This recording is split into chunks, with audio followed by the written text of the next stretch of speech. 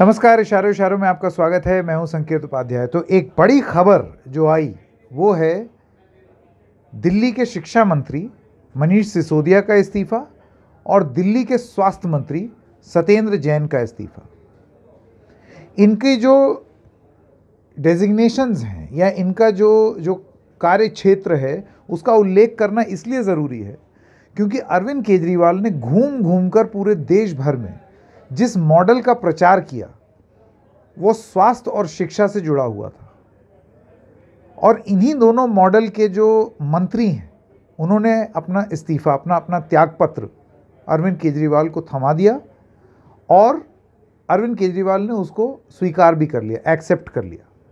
दरअसल अरविंद केजरीवाल के पास इसके अलावा और कोई विकल्प था भी नहीं, क्योंकि आप ये सोचिए कि इन्हीं दोनों मंत्रियों पर आरोप है भ्रष्टाचार का, वो भी उस पार्टी से जिसका पूरा आप ये समझिए कि कॉल टू एक्शन कह लो या आप ये कह लीजिए कि उनका पूरा ध्येय इस चीज़ पर टिका हुआ था कि हम तो एंटी करप्शन, हम कट्टर ईमानदार हैं। अब अदालती कार्रवाई में ये तय होगा कि क्या वो बात सही है या नहीं है, उस पर इसीलिए कमेंट नहीं किया जा सकता। लेकिन चुनाव छवि पर लड़ा जाता है और क्या भारतीय जनता पार्टी की तरफ से एक छवि बदलने की एक रणनीति है कि आप जिस मॉडल को बेचना चाह रहे हैं उसी मॉडल के दोनों मंत्रियों पर करप्शन का दाग है। तो अरविंद केजरीवाल 2024 से पहले देखिए किसी ने कहा तो नहीं था कि वो इस्तीफा दे दें।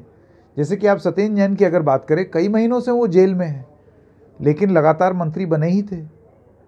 तो उनका अब इस्तीफा दे देना मनीष सिसोदिया के साथ, क्या ये आम आदमी पार्टी की तरफ से एक डैमेज कंट्रोल प्रक्रिया है कि किसी तरीके से डैमेज को कंट्रोल किया जाए, जो ये बात चल रही है उसको कंट्रोल किया जाए, जो इतना आरोप लग रहा है उसको कंट्रोल किया जाए। और इसके पीछे एक और बात भी है और इसके बारे में आप सोचिएगा ज़रूर। आम आदमी पार्टी बहुत तेज़ी से भारतीय जनता पार्टी के लिए एक चुनौती बन करके उभर रही थी। गुजरात में उनका वोट शेयर बढ़ा, सीटें नहीं आई लेकिन वोट शेयर बढ़ा। आम आदमी पार्टी ने अपना वोट शेयर गोवा में भी बढ़ाया। आम आदमी पार्टी ने अपना वोट शेयर इस कदर बढ़ा लिया कि अब पंजाब में उनकी सरकार है। ऐसे में भारतीय जनता पार्टी को अलग अलग जगहों पर आम आदमी पार्टी से एक चुनौती मिल रही थी। तो इन इस्तीफों के बाद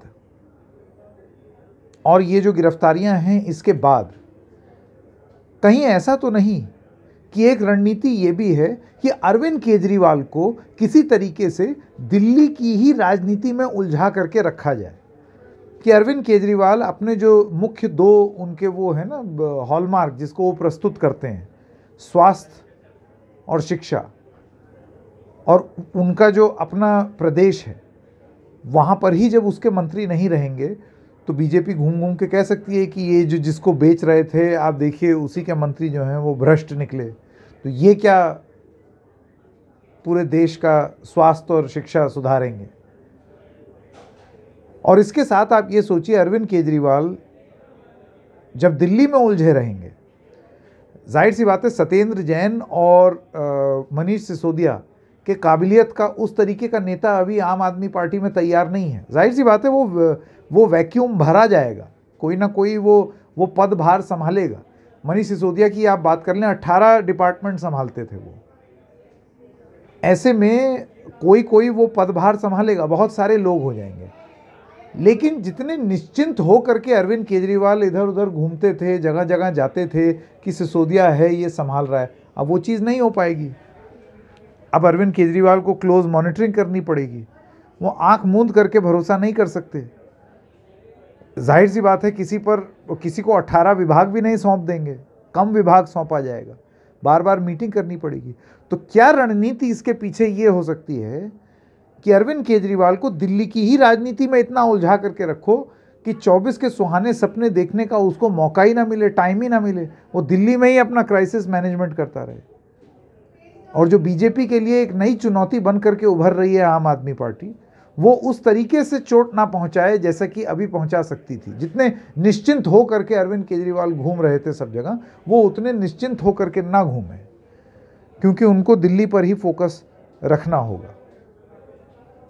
आप क्या मानते हैं इस बात को, या केजरीवाल इस चुनौती से भी उभर जाएंगे? क्योंकि आप ये जान लीजिए कि अभी भी करीब 300 प्लस दिन, 365 प्लस दिन हैं 2024 के मुकाबले के लिए, और इतने दिनों में बहुत सारी चीज़ें बन और बिगड़ सकती हैं। केजरीवाल नया नेतृत्व भी तलाश कर सकते हैं।